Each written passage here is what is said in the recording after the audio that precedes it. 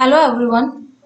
In last session, we have discussed about RIP protocol. So today in this session, we are going to discuss one another routing protocol which works as a dynamic routing protocol, that is OSPF, which stands for Open Shortest Path First. Okay, so basically what happens, as we have already discussed about RIP, so what is new in this OSPF, right? So in OSPF, the dynamic routing is applied on the network topology. So on the basis of neighbors routing table, a node creates its routing table accordingly, right? And based on that thing, it decides the shortest path, and it follows that particular path to provide to transfer the packet from one end to the another end. So basically what happens in this, it generates two types of table. One is for the topology routing table, and another one is the normal routing table that have the shortest path to reach to each and every destination. Whatever the nodes are there in the network topology, what which is the shortest path to reach that particular node. So in a topology routing table, it will get the data from each and every nodes which is adjacent to that particular node, and based on that information, it creates the table that to reach this particular node I am having this many types of different paths, and from that particular thing it decides the shortest path and create its own routing table. So this is the idea behind this OSPF protocol. So in this session we will create over here one ring topology, so that we will be able to understand if some link goes down at some point, then how that particular topology will work, right? And how this OSPF will behave. So over here I am going to take these three routers, and then I am going to use two switches. Okay, so that in future if we want to add some more PCs, so we can simply add that, right? And over here I'm going to take one PC. Now we'll connect each and every device with each other, right? So between these routers I'm going to create the ring topology, so that we will have two different paths to reach this particular destination, right? So in this thing, it will first of all decide what is the shortest path, and after that this shortest path goes down. If this link is not available, then it should follow this particular path to reach this particular destination. Okay, so before starting with the configuring all the devices, let's just list out that how many networks are there and which will be the network ID for each of the networks in the topology, right? So for this particular network, we are going to provide 10.10.10.0 network. For this particular network, we are going to use 10.10.10, sorry, 10 series is there, so let's say 20.20.20.0. Okay, and for this particular network, we are going to use this 192.162.10.0. For this one, 192.162.20.0, and for this one, 192.162.30.0. Okay, so we have given the network ID to each and every networks, right? So now we'll start with the configuration part. So we'll start with this PC configuration. In that IP configuration, we'll provide 10.10.10.2. Okay, and the gateway, that will be the IP address of this particular port. So that is, let's say, 10.10.10.1. Fine. I'm simply closing this. Same, I am just configuring this another PC also, 20.20.20.2, and the gateway is 20.20.20.1. Okay. So now we will configure each of the routers. So to configure the routers, we are having two techniques. One is with the help of command line interface, and another one is with the help of configuration mode, right? So in the earlier session, I have shown you how we can configure router with the help of this command line interface. So in this particular session, I will use configure mode so that you will be able to understand how we can use this user interface, right? So as we know that for the this particular link is connected with this fast Ethernet port, right? So we'll provide the IP address that is 10.10.10.1 and the subnet mask, and we'll just on this, right? So we have configured this, and you can see this will become the green lines, right? Then what we need to do, we just need to check this particular serial number is 3, serial port is 3/0, and this one is 2/0. Okay, so for 2/0 we are having this network ID, so we'll provide 192.162.20.1. okay, and we'll up this, and for 3 we'll provide 192.162.10.1. okay, and we'll simply up this. Fine. So now we'll configure this router. In that, configure Ethernet. We know that it's have this 20.20.20.1, and we'll up this. So you can see this will become the green, right? Now we'll provide the serial configuration. So for that we need to understand which is connected with which one. So this serial 2/0 is with this particular network, and this is 3/0 this with this particular network, right? So 2/0 is with this network, so we'll provide 192.162.10.2. okay, and for 3 we'll provide 192.162.30.1. okay, and we'll up this also. Fine, so you can see this will become green, right? Now we'll configure this particular thing. So in this router we are having this serial port 2/0 with this particular network, right? So for 2/0 we are having 192.162.20.2.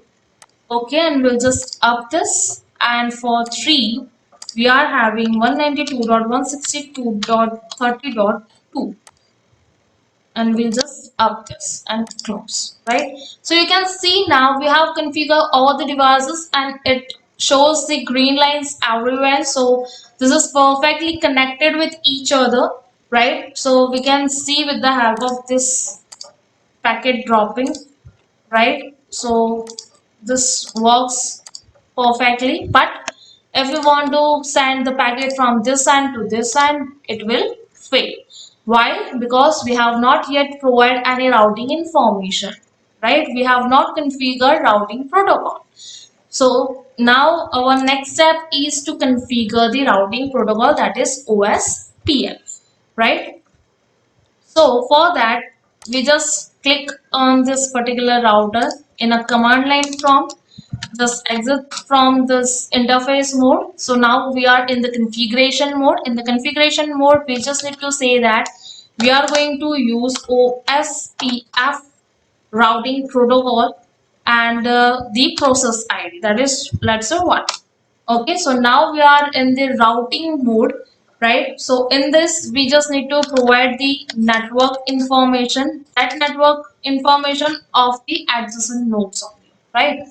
So network, first of all, 10.10.10.0, and the wild mask address, right? So what is this wild mask address? So it is the ones complement of your subnet mask. Okay, so for this class A, subnet mask is 255.0.0.0. So over here we will have this 0.255.255.255, and area is equals to, okay. So similarly we'll provide the information about the another network, that is the another network which is directly connected to this one is this 192.162.10.0. so subnet mask for this particular network is 255.255.255.0. that is why we will have 0.0.0.255 area 0. Okay, and similarly it is also directly connected with 20 series network, right? Sorry, right? So this one and will simply exit from here. Okay, I will exit from the configuration mode also. If we want to see the routing table, so we can write over here show IP route. Okay, so you can see that right now we have just configured or we have just given the information to this particular router only, right? So it is having the information about its own, that I am directly connected with this three networks, right? It is not having information about all other networks. So when it will accept, when it will know about the other networks, when other routers will have this particular information, the routing table, and then when this routers will exchange the information with this router, then it will have the whole routing table with it, right? And after that it will be able to transfer the packet to this particular destination. So will same step we will follow for this router one also. So we'll exit from the interface mode. In the route configure mode, we will say that router OSPF process 1 will provide the network information. So network, it is directly connected with 20.20.20.0, that is 0.255.255.255 area 0. Okay, then another network, that is 192.162.10.0. Okay, so for this the while mask address is 0.0.0.255 and area is also 0. Similarly, so over here you can see that this OSPF 5 adjacent process 1, so it receives the information from the neighbor node, right? So it has updated its routing table based on the information provided by the neighbor node, right? So now we will also provide the information, will also provide the information of this 30.0, right, which is directly connected to it. Okay, we'll simply exit from here. So now let's see what is the routing table for this particular router one, right? So we'll write over here show IP route. So over here you can see that it is having the information of all the networks 10 series, 20 series, 162.10.20.30, right? So it is having the information about all the networks, right? Why that so? Because this router has shared information with this one, right? So this is directly connected with this one and this one. So it is also, it knows about this and this, but does not know about this in this one and this one, right? So based on the information provided by this router 0, it will update, it has updated its routing table and provided the information about this 10 series network and this particular .20 series network, right? So this router is still remaining, so we'll just configure this thing.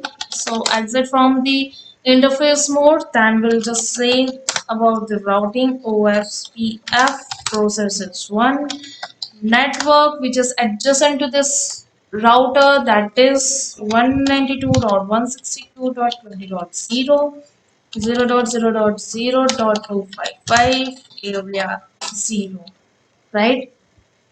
And this 30 and right, so you can see the neighbor has passed information about its routing table, right? So now this router is also known about all the network in this particular topology. So we'll just exit from here.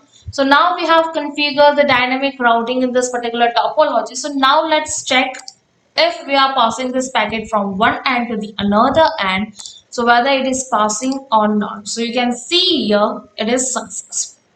Let's do the reverse thing. Yes, successful. but we don't know which path it has taken, whether it has used this path or whether it has used this one. So to learn that, we will just open the command prompt of PC and we'll just write trace route 20.20.20.2.